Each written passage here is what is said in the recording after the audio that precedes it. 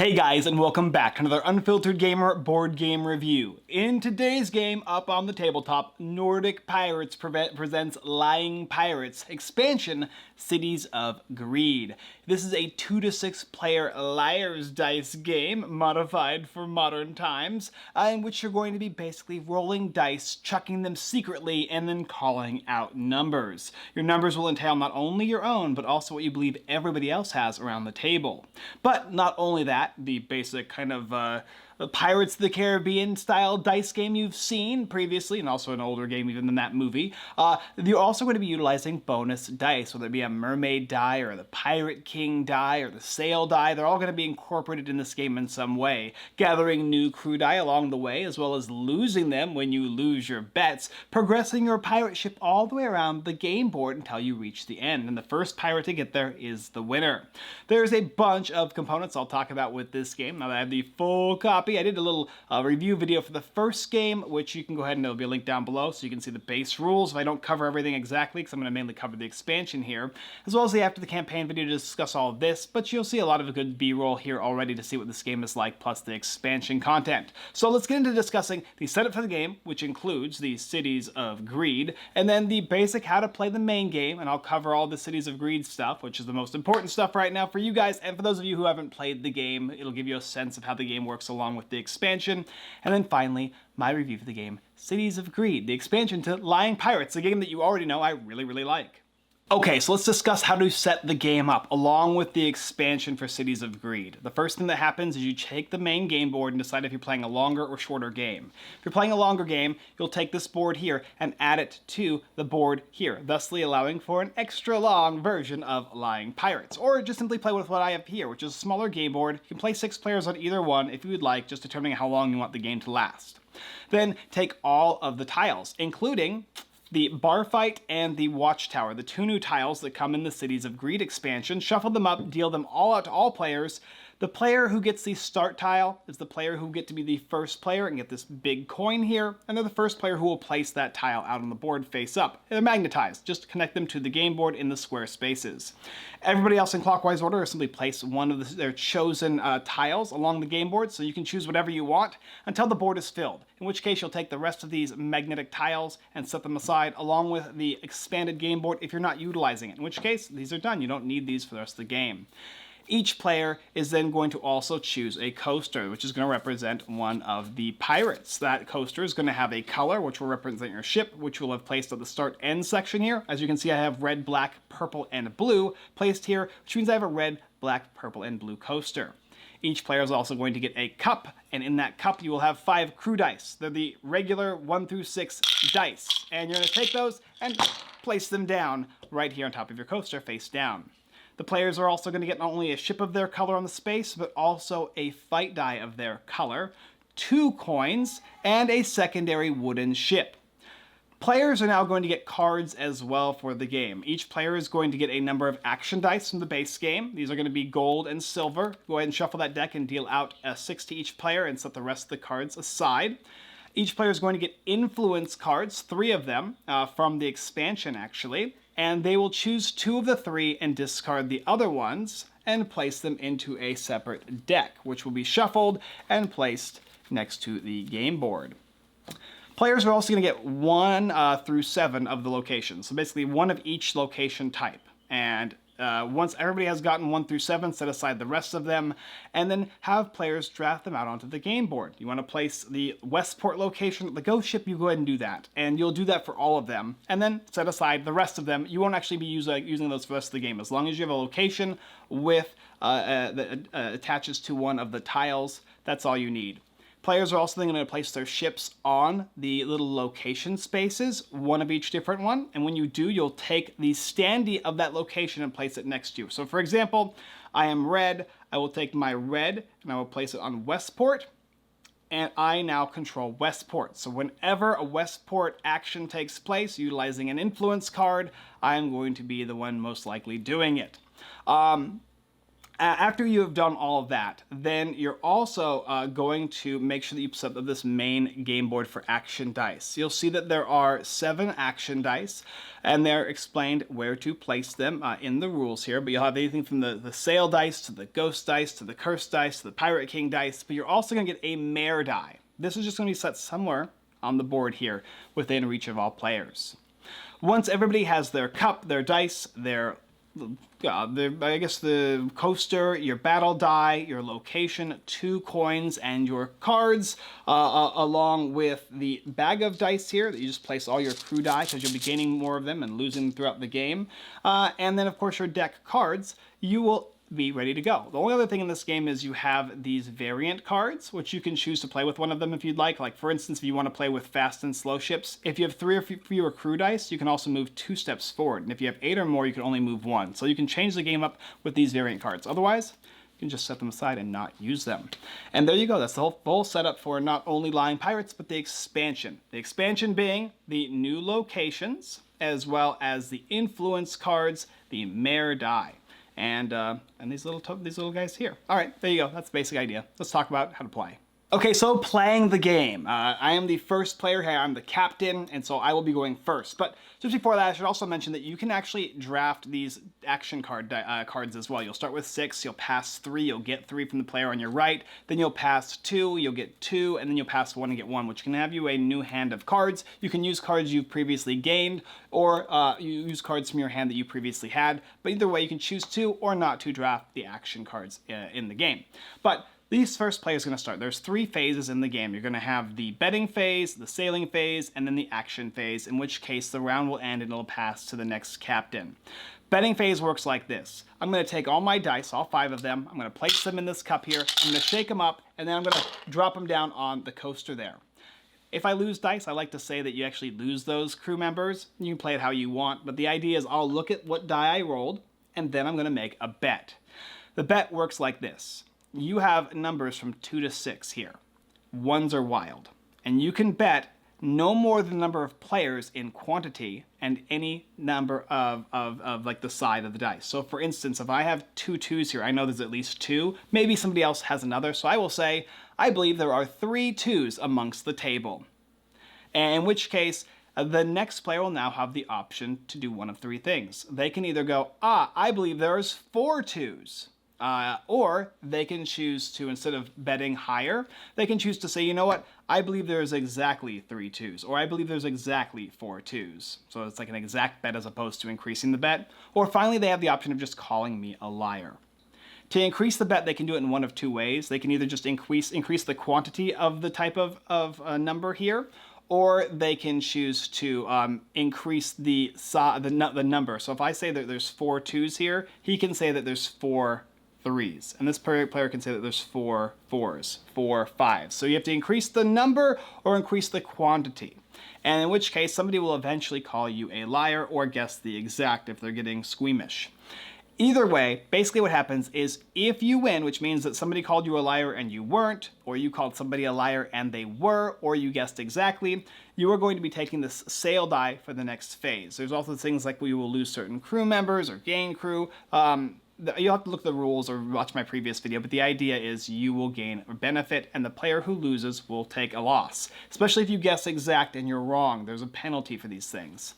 And then we'll move on to the sail phase. The player who was the correct person will take this coin here. So if they got it right, whether they called somebody a liar or were called a liar and they weren't, they'll take that coin and they are the new pirate.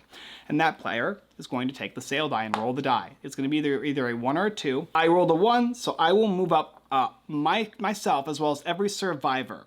Survivors are basically players that didn't lose on the previous betting phase. So if black was the one who lost, they will stay behind and everybody else will move up. In which case, everybody on a space is then going to roll a fight die. The fight die has 2 swords, a sword, and a skull. And you'll basically roll this until there is a winner decided with the player who has the higher die, and that player will activate the space. And each space has a unique mechanic that does something different, which you can look in the pirate legend, the tile legend here, to show you what all the different tiles do, and you will activate them. Some of them are good, some of them are neutral, some of them can be bad. It really just depends. After that happens, then you'll move on to the action phase, in which you can play action cards, silver and gold cards. Some cards can be played out of this phase here, depending on the color of the card. You can also buy cards, which are at a cost of 2 coins, and you can also buy Influence, the new card, at a cost of 1 coin. What's also cool is you can now use Influence cards, this is the expansion aspect, whenever you or another player are on your location, the one that you chose at the beginning of the game. So if I was the Westport player and I played this Westport card, I could either give everybody that's on Westport a coin, like as a bonus, or instead of that, I can make them suffer a loss of cargo. Cargo being a new keyword, meaning that they can lose a card, a crew, or a coin. The 3 things that start with C. That's the new cargo term, which is coin, card, and crew. Those are the 3 there. So that's the new aspect to playing cards in this game.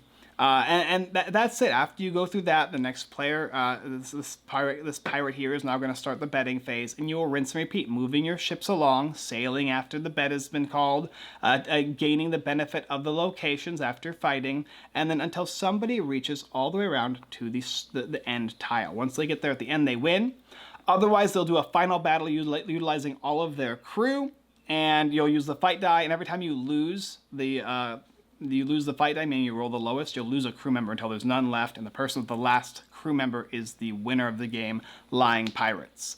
That's the basic idea of how the game is played. Yes, there's a lot of action cards that are in here that do a bunch of different stuff. There's also, of course, all the unique die that function very differently that you can add to your cup, as well as, of course, buying new crew and buying new cards and influence cards. But that general idea of the game is moving around the game board and bidding and betting. Okay. So, what do I think about the expansion to Lying Pirates? Cities of Greed. Let's get into it. So for those of you too lazy to check out my previous After the Campaign video or to watch the original review for this, and I don't blame you, I'm going to explain what I think about Lying Pirates as a game. This is Liar's Dice. It's the standard Liar's Dice with a bunch of additional mechanics added to it. If you do not like the idea of lying to people and bluffing, deceiving, and doing kind of a randomized battle with players with these dice here, it's not going to be for you. Anyway, getting those people aside, this is Liar's Dice, one of my favorite dice chucking games. It is excellent. They added a couple of unique rules, meaning that the ones are now wild and count towards any number, and how you can choose to place your bets is a little different than some of the Liar's Dice-based games that I may have played in, well, I have played in the past, as well as the quality of Lying Pirates. Lying Pirates has it all. It has beautiful magnetic board with beautiful art, a bunch of action cards that function either during the sale phase or during the action phase that can do things like avoiding events or recruiting additional pirates to your crew, aka dice to your cup, picking up the last action card that was previously played, doing another captain in order to sail forward. There's some mechanics as well in the game that if you're in the back, so for instance, if blue's in the back and purple's next closest, let's say it's a little closer game, because it usually is, you can sacrifice crew members during the action phase to push yourself up to the previously last player. And those players can both move up to the next player if they want, but it's going to cost them crew dice. And they need those dice in order to kind of have a better odds of succeeding the bets. You don't have to have dice, but more dice is more power in this game. You lose a lot to chance when you've got 1 die and there's 15 other dice sitting around on the table. That being said, 10 die per cup is the max. That includes the big fancy die, and no less than 1. You're always going to have at least 1 die in the game. It doesn't go to 0, and then you have to serve on the ship with Davy Jones forever. You're simply just going to have 1 die until you're able to accumulate more. And you're also always going to have at least 1 card in your hand, which is nice, the catch-up mechanics. So while you are playing only 1 gold and 1 silver card and 1 influence card, the new card, a turn, around, I should say, you're always going to at least get 1 new one if you can't afford to buy more of them at 2 coins and 1 coin apiece, respectively. So, a few cool little extra catch-up mechanics. That being said, everything else about the game is gorgeous. It works very well. It feels good to move the pieces, to drop the dice. The bamboo cups are a beautiful touch. And, of course, the expansion is really nice. It adds locations to the tiles that now give you kind of a reason to be paying attention to locations that not only yourself, but others are traveling on. It's no longer just, I know that I'm in the front, thusly I'm winning, and I only need to now pay attention to the next tiles ahead of me. Now I can pay attention to not only tiles I'm going to head to based on the location, but also tiles my opponents might end up on. Maybe everybody ends up on Westport, and I hit Westport and I make all of them take a damage. They lose a cargo, basically. And that pushes them farther behind, especially if they have no cards and coins. They have to lose crew, and crew is painful in this game. So now you kind of pay attention more to the game board. The Mare die. This is a cool die. It's either going to bomb players by making them lose cargo, or give you straight up coins when you roll this die. Unlike Yahtzee, you're just simply rolling once, dropping it down, and seeing what you get, and so each of these die have numerous different values. Some of them are going to be straight up wilds, or damage, or are involved for events. Some of them are going to have 1s and 6s. And that's a really powerful die. It's a Pirate King. 6s are very important because usually you end up betting 6s at the very end. And you have like the Mermaid die, which has 1/6s and blanks. The Curse die. There's a whole bunch of unique, like fancy dice that will affect you throughout the game as you go to different locations. You won't use everything each gameplay, so there's always going to be more gameplay to look forward to. It's great. I love the addition to the board, the new locations, and I love the additional aspect of playing the influence cards that now affect players in that way, and just, of course, new tiles to the game. No, I never don't want more unique tiles for the game, thusly changing up the board state. Yeah, Pirates Dice, Lying Pirates, Liar's Dice, all those titles. This is now the main one for me. If anybody asks me if I want to play Liar's Dice, I'm going to pull out Lying Pirates 110% of the time. It's gorgeous. They made it a work of love. Obviously, you can look at the game and just see for yourself that it's really, really fantastic and done very well. And even with the expansion, they made sure to not add any tiddly bits. They're just like, here, have different pieces of this, or just more of the same, which even in most expansions, I don't mind more of the same, but it's so nice when you add a new component to the game that doesn't like make you think extra hard. It just kind of makes you now go, okay, now I can actually pay attention to the board a little bit more. It's not just about the dice. Now it has a little more purpose other than just the events and being ahead, which is cool. Overall, Lying Pirates and the expansion, Cities of Greed, once again a home run for this base game, and the expansion is a home run as well. It's a small expansion, it's not needed for play. You can play this and have a great time with just Lying Pirates, but throw in the expansion with a more experienced cast of crew of Lying Pirates, and you're gonna have a frickin' fun time. Yes, 5 out of 5 stars. Once again, this is an official recommendation from me. Thank you guys for watching another Unfiltered Gamer board game review for the game Lying Pirates and the Cities of Greed expansion. If you're interested in picking this up, there will be a link down below in the description on GameStop where you can go ahead and pick up this game and the expansion if you'd like. It is freaking great. You know what Liar's Dice is, and if you don't own a copy of Lying Pirates yet and you like Liar's Dice, this is the end-all be-all of that type of a game as long as you got the table space. I love it. Go ahead and the only link in the description, but also like, comment, hit that button for subscribing, bell notification button so you can see more of our videos that we create every week. We do about 3 to 4 videos a week in a live stream, usually on Sundays, and a Whatnot stream on Thursdays, which we switch up from here to there. Thank you guys so much for watching, and as always, I look forward to lying to you next time.